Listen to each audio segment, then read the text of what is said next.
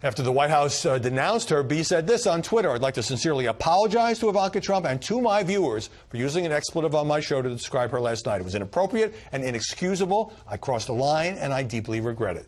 Joining us now, Emily Jashinsky, commentary writer for The Washington Examiner, and Richard Fowler, radio talk show host and Fox News contributor. Emily, until the White House denounced Sam B's language as vicious and vile, I read all the media reports on this. They were all like, wow, did you see what Sam said? Yeah. Not reaching the Roseanne level of outrage until maybe later. Some of the initial media reports were almost like, in some of the liberal outlets, were almost applauding her, like, oh, this is kind of funny. And so that was really interesting. And I actually don't think, I'm glad you played the second part of that clip, because most people stopped it after she used that word. Yes. And it goes on to get, I mean, I think also very inappropriate. And so what's interesting about all of this is I don't think Samantha Bee would have ever had to apologize. I don't think we would still be talking about this. I certainly don't think she would have had the will to apologize if it hadn't happened in such proximity to the Roseanne Barr incident. Which actually makes it all the more, I guess stupid would be the right word, to do that and do it in a pre-taped segment. And by the way, you know, they were initially proud of it. The executive producer, Miles Kahn, wrote, "So, feckless C word seems to be trending." Now, some others have denounced it, CNN's Brooke Baldwin and others, but do you think she would still be employed if she had used that awful word against, I don't know, Michelle Obama?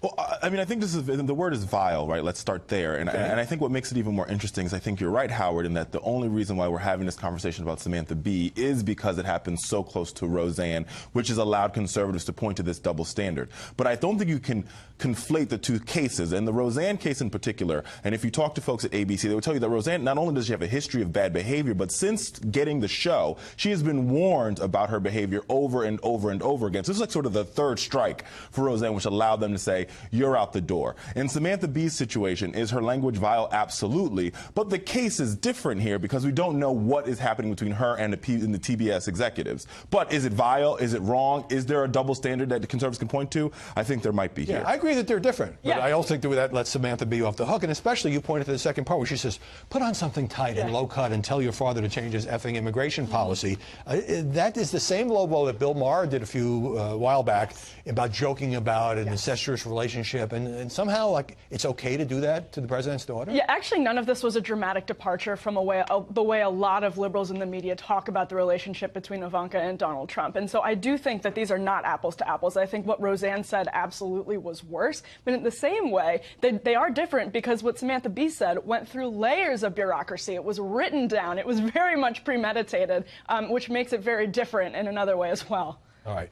Let me move on to the case of Joy Reid, MSNBC weekend host, and she had already apologized for some decade-old posts on her blog that were very, very homophobic. I mean, really offensively homophobic. And now she's apologized again, among other things. She seems to have been years ago a 9/11 truther. She was promoting an Alex Jones film, charging that the 9/11 attacks were carried out by the U.S. government. Richard? I mean, I think the blog post is pretty insane. Here's my thought on this particular case. I do believe that everybody has a past, and everybody's past is murky, depending upon how you spin it or how you look at it. I do believe that Joy should have a chance to explain herself, but I do think that the rope here is running a little short, and she's running out of rope, and so I think she's got to explain herself pretty quickly to the American But on that point, she did again apologize online, but said nothing on her show yesterday about this. She certainly had that platform, and you know, let's put up a picture that she had posted. It was a Photoshop thing involving John McCain, sort of grafted onto the Virginia Tech shooter. And so MSNBC says in a statement, well, you know, some of this is hateful, but she's grown and evolved. No real accountability. I mean, it's a long time ago, but there's so much of it, Emily. Yes. And at first, I was willing to give her the benefit of the doubt and say, you have evolved. We should absolutely have room for that. It's been more than 10 years in some of these cases, but it's turned out to be so much. And the worst part, and what I cannot wrap my head around, is the fact that she pretty much clearly fabricated a cover-up story about hackers, and she's supposed to be a journalist, and MSNBC is running ads touting her as one of their stars, one of their star journalists, and still hasn't gotten around that. You would probably say that if somebody had said half of this stuff who worked for a conservative news organization, there would be a far bigger uproar than there's been about Joy Reid. Well, let me say this from a broader context. I think we're currently living in a society where it's become so tit for tat that is like everybody deserves. It's like almost like Oprah, but instead of like handing out cards, we're handing out red slips. Like you get fired, right. Everybody gets fired. Well, there's a lot of bad stuff going on in the culture. Absolutely. Yeah. And I think we've got to at some point in our country and in our culture, we've got to come to this point of reckoning that says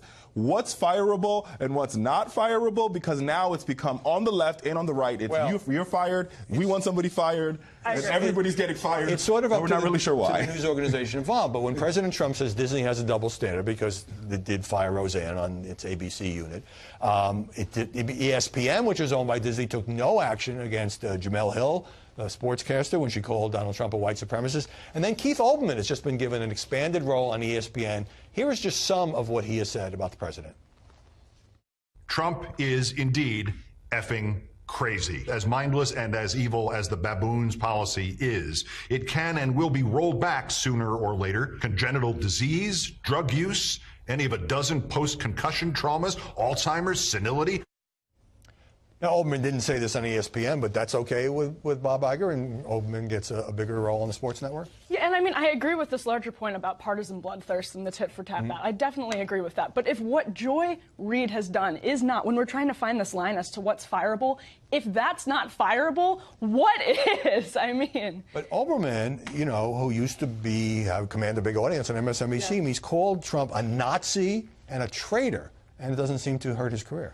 Well, I mean, listen, I think Keith Olbermann is problematic. I think that language is problematic. But I really feel as though, and going back to my previous point, is we as a country have to figure out, one, we've got to bring civility back. I think it's somewhere in the middle of the Atlantic Ocean right now. All right, I'm good on that. But you can't impose a standard because every media organization has to search its conscience. Absolutely. When a star does this. And how are we supposed to get back to civility when Samantha Bee is getting awards for advancing social causes? I mean, she got an award the other night, and she accepted it for advancing. Yeah. I think she's sorry for the word, but I don't think she's sorry for the sentiment involved, and I think that's troubling. Great discussion. Richard Fowler, Emily Jashinsky. There's a lot more reporting on pundits and comedians sliming Ivanka, by the way. My book, Media Madness, Donald Trump. This is Armageddon. In terms of the bonus that corporate America received versus the crumbs that they are giving to workers to kind of put the schmooze on is so pathetic. This is like giving you a bowl of doggy doo, put a cherry on top and call it a chocolate sundae. Boy, that last one, I feel like Mike forgot about Huckabee that has a last one. rejoinder for that one, because I forgot about Did that. you say Governor. doggy do? Doggy do, and you put a little cherry on top. Like a chocolate And you sundae. call it like a chocolate sundae. And Governor Huckabee? Governor, have you ever had one of those? A doggy do chocolate sundae? I can't say that I've ever had one of those, but apparently Nancy would know what those are like, so I'll just leave that one to her. Well, she also had what some. a statement. Yeah, what she a also statement. had some things to say about the economy. You had some good numbers come out, some very good numbers just a couple days ago on Friday. And she says that the May's jobs report shows that strong employment numbers mean little to the families hit with soaring new costs under the Republicans' watch. What do you make of her response to that? Look, if Nancy Pelosi was given a pot of gold at the end of a rainbow, she'd say it was too heavy to pick up and it was going to be labor intensive and it might give her a hernia reaching over to grab it. I just don't even know how to begin to say anything other than, please, God, let Nancy Pelosi continue to be the voice of the Democratic Party for the midterm elections, because it's the best thing that the Republicans could possibly have. And all we need to do is take her words, put it on television, and play it over and over again. Because all those families out there in America who are getting bonuses and pay raises, who have jobs that were unemployed, they're going to say, what la-la land does Nancy live in that she doesn't understand that these unemployment numbers, which are historic, are incredibly good for a lot of people, and especially for minorities who have the lowest unemployment numbers ever in history. Governor, you understand partisan politics. She's a Democrat. Sure. Our president's a Republican. She's got to poke a hole in it. But isn't there not some point at which you can just acknowledge, you know what, when people are doing well, that's a good thing? Well, you've got to do that because otherwise you'll lose your credibility, which is what the Democrats have done. I mean, they say they're for certain things. For example, they want to increase minority employment, but when it happens, then they're unhappy with it.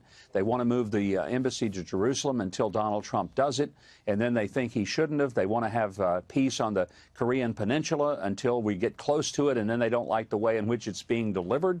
I mean, you just take a list of anything that the president has done positively, things that have happened in a strong way, and they'll find a way to somehow, you know, dislike it. It's like the man who lived his whole life and he thought the whole world stunk until one day he realized he had Limburger cheese on his upper lip. And it wasn't the world that stunk, it was him. And that's what I think I'm seeing with the Democrats.